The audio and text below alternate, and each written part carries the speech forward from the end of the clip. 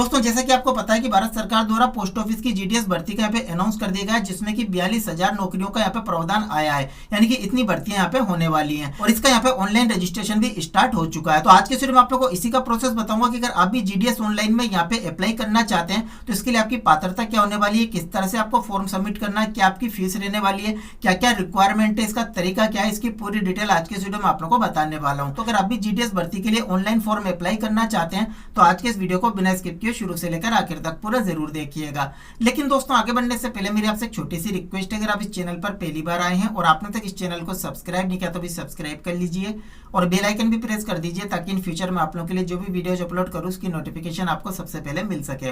तो चलिए दोस्तों वीडियो को स्टार्ट करते हैं। तो यहाँ पर आप देख सकते हैं कि पोस्ट ऑफिस की तरफ से यहाँ पे 40,000 से ज्यादा भर्तियों का यहाँ पे नोटिफिकेशन आ चुका है, जिसकी जानकारी आपको मिल गई होगी। तो अगर आप इसके लिए ऑनलाइन अप्लाई करना चाहते हैं तो आप उसके लिए उसके प्रोसेस के बारे में जान लेते हैं। तो इसके लिए आपको करना क्या है कि सबसे पहले तो मैंने आपको वीडियो के डिस्क्रिप्शन में इस वेबसाइट का, इस पोर्टल का यहाँ पे लिंक प्रोवाइड कर दिया है। आपको उस पर क्लिक करके इस पोर्टल पे विजिट कर लेना है। जैसे आप इस पोर्टल पे विजिट करेंगे आपको कुछ इस तरह का इंटरफेस मिलता है।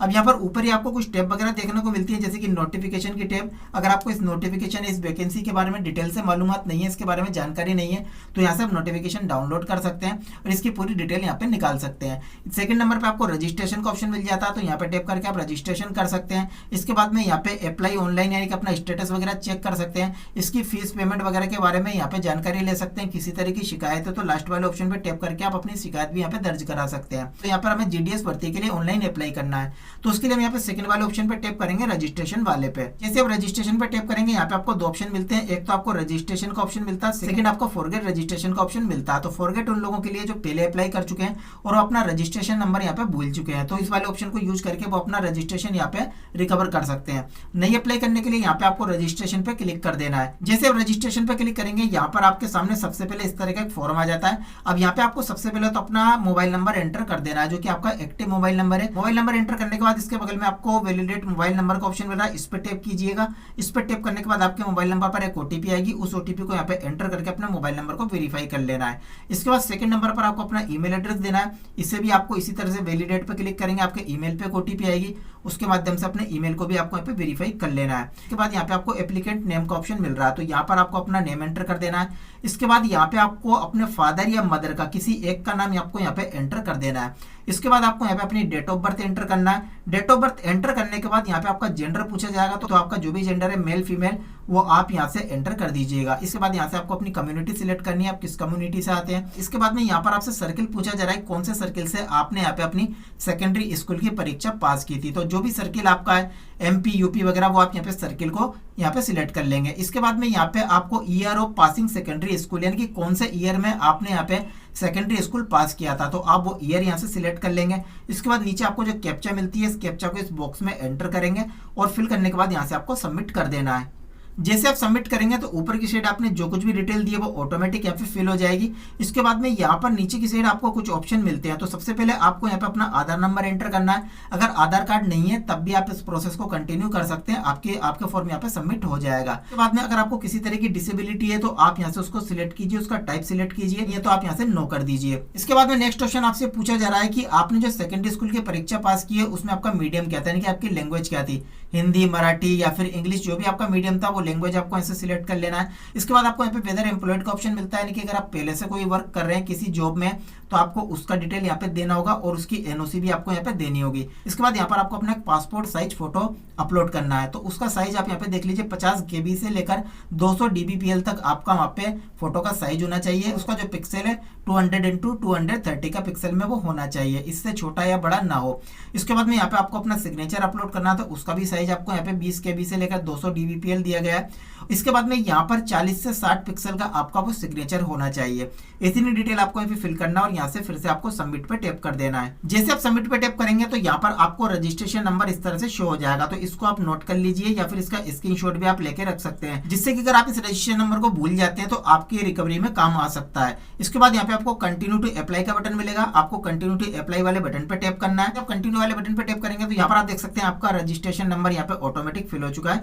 इसके बाद यहाँ पे आपको सर्किल सिलेक्ट करना है, किस सर्किल के लिए आप ये अप्लाई करना चाहते हैं। आपको सबसे पहले अपना सर्किल सिलेक्ट कर लेना है। सर्किल सिलेक्ट करने के बाद आपको सबमिट करना है। जैसे आप सबमिट करेंगे आपके मोबाइल नंबर पर एक ओटीपी आएगी, उस ओटीपी को आपको यहाँ पे एंटर करके अपने मोबाइल नंबर को अगेन वेरीफाई करना है, इस कैप्चा को फिर से एंटर करना और नेक्स्ट कर देना है। अब इसके बाद में यहाँ पर आपको इस तरह का ऑप्शन मिलेगा, तो यहाँ पर आपकी एड्रेस डिटेल मांगी जाएगी। तो यहाँ पर आपका कम्युनिकेशन एड्रेस आपको एंटर करना है और इधर आपका परमानेंट एड्रेस देना है। अगर दोनों आपके सेम है तो दोनों तरफ एक ही एड्रेस यहाँ पे एंटर कर दीजिए। लेकिन जैसे कि अगर आपका घर कहीं और है और प्रेजेंट में आप कहीं और रहते हैं तो दोनों अलग अलग एड्रेस यहाँ पे दे सकते हैं। और अगर सेम है तो यहाँ पे सेम एज कम्युनिकेशन एड्रेस पे आप टिक मार्क लगा देंगे, तो इस वाले ऑप्शन को आपको एंटर करने की जरूरत नहीं पड़ेगी। इतना करने के बाद आपको स्क्रॉल डाउन करना है। स्क्रॉल डाउन करने के बाद यहाँ पर आपको कुछ इस तरह की डिटेल देखने को मिलेगी। अब यहाँ पर आपका करना क्या है कि नीचे आप देख सकते हैं कि सबसे पहले आपको यहाँ पे अपना ईयर सिलेक्ट करना है कि कौन से ईयर में आपने यहाँ पे सेकेंडरी स्कूल की परीक्षा पास की थी, और यहाँ से अपना सर्किल सिलेक्ट करना है। इसके बाद में आपका यहाँ पे सिलेक्ट बोर्ड, यानी कि कौन सा बोर्ड था जिससे आपने यहाँ पे सेकेंडरी परीक्षा दी थी, बोर्ड सिलेक्ट करेंगे। और उसके बाद में यहाँ पे रिजल्ट टाइप किया था वो आपको सिलेक्ट कर लेना है। जैसे आप इतना सिलेक्ट करेंगे तो नीचे की साइड आपसे पूछा जाएगा कि आपके सब्जेक्ट कौन कौन से थे। तो यहाँ पे हिंदी, मैथमेटिक्स वगैरह जो भी आपके सब्जेक्ट थे वो आपको यहाँ पे एंटर कर देना है, और उनमें आपके क्या क्या मार्क्स थे वो आपको यहाँ पे एंटर कर देना है। अब नीचे आपको यहाँ पर एक ऑप्शन देखने को मिल रहा है, मैथमेटिक्स इंग्लिश फॉर बोथ और एडिशनल सब्जेक्ट, यानी कि आपके जो मेन सब्जेक्ट थे अगर उसमें मैथमेटिक्स और इंग्लिश था तो आपको इसको सिलेक्ट करने की जरूरत नहीं है। लेकिन अगर आपके यहाँ पे मेन सब्जेक्ट में मैथ और इंग्लिश नहीं था तो एडिशनल सब्जेक्ट में आपका इनमें से सब्जेक्ट होना जरूरी है, तभी आप इसके लिए अप्लाई कर पाएंगे। इसके बाद में सीजीपीए का आपको इसको यहाँ पे देना, तो आपके मार्क्स के अकॉर्डिंग आपने पास किया था तो आपको इसकी जरूरत नहीं है। आप अपने मार्क्स एंटर कीजिए और यहाँ से 7 कंटिन्यू पे टैप कर दीजिए। अब इसके बाद में यहाँ पे नेक्स्ट ऑप्शन आपके सामने इस तरह से आ जाता है। तो यहाँ पर आपको करना क्या है कि आपको अपना सर्किल आपका ऑटोमेटिक आ चुका है। यहाँ से आपको अपना डिवीजन सिलेक्ट करना है, कौन से डिवीजन के लिए आप यहाँ पे अप्लाई करना चाहते हैं। तो आपका जो भी नियर बाई डिवीजन है आप उसके लिए कर सकते हैं। जैसे कि आप यूपी से हैं, आगरा के लिए करना चाहते हैं तो यहाँ से आगरा सिलेक्ट कर सकते हैं। लखनऊ के लिए करना चाहते हैं, लखनऊ सिलेक्ट कर लीजिए। जो भी आपका नियर बाई डिवीजन है वो आपको सिलेक्ट करना है। जैसे आप यहाँ से डिवीजन सिलेक्ट करेंगे तो अब आपके सामने आपके नियर बाई जो भी डिवीजन होंगे, आगरा के आसपास के सभी डिवीजन जैसे कि यहाँ पे आ चुके हैं, क्योंकि मैंने यहाँ पे आगरा सिलेक्ट किया था। तो यहाँ पर आप अपनी प्रायोरिटी यहाँ पे सेट कर सकते हैं कि पहले नंबर पर आपकी पसंद कौन सी है। तो यहाँ पे 1 2 3 4 इस तरह से आप यहाँ पे अपनी पसंद बता सकते हैं कि सबसे पहले मुझे इस जगह पे चाहिए। अगर यहाँ नहीं मिलती है तो सेकंड नंबर आप देख सकते हैं, उसके बाद वो भी अवेलेबल नहीं है तो थर्ड कहाँ पे मिलना चाहिए। इस तरह से आपको ये 2 पेज में 20 जगह दी जाएंगी, यानी कि 20 डिवीजन के आसपास दी जाएंगी। सब जगह आपको यहाँ पे नंबरिंग कर देना इस तरह से। मैं आपको यहाँ पे सिर्फ दिखा रहा हूँ, आप अपने अकॉर्डिंग इसको ऊपर नीचे कहीं पे भी फर्स्ट और सेकंड रख सकते हैं। इस तरह से आपको यहाँ पे इसको सिलेक्ट कर लेना। इसके बाद यहाँ पर आपको नीचे की साइड आना और यहाँ पे डिक्लेरेशन आपको यहाँ पे टिक मार्क लगाना है और यहाँ से 7 प्रोसीड कर देना है। जैसे आप इतना करेंगे आपके सामने इस तरह का इंटरफेस आएगा। अब यहाँ पे आपसे बोला जा रहा है कि आपको यहाँ पे अपना पेमेंट करना है। यहाँ से आप क्लोज कर दीजिए। क्लोज करने के बाद अब आपको यहाँ पे पेमेंट करना है। तो पेमेंट के लिए आप यहाँ पे नेट बैंकिंग के द्वारा पेमेंट कर सकते हैं, क्रेडिट कार्ड डेबिट कार्ड के थ्रू कर सकते हैं, यूपीआई के थ्रू कर सकते हैं, क्यूआर कोड के थ्रू कर सकते हैं, वॉलेट के थ्रू कर सकते हैं। तो यहाँ पे आपको 100 रुपीज का पेमेंट करना है अगर आप यहाँ पे सामान्य में आते हैं। तो मैंने यहाँ पे जनरल कैटेगरी को सिलेक्ट किया था तो यहाँ पे 100 रुपए की फीस मुझे देनी पड़ रही है। तो इस तरह से आपको भी 100 रुपए यहाँ पे पे कर देने हैं। और 100 रुपए जैसे आप यहाँ पे अपना पेमेंट कंप्लीट कर देंगे आपका पूरा फॉर्म आपके सामने आ जाएगा। अब इसकी आप प्रिंट आउट निकाल के रख सकते हैं या फिर इसका स्क्रीनशॉट निकाल के रख सकते हैं।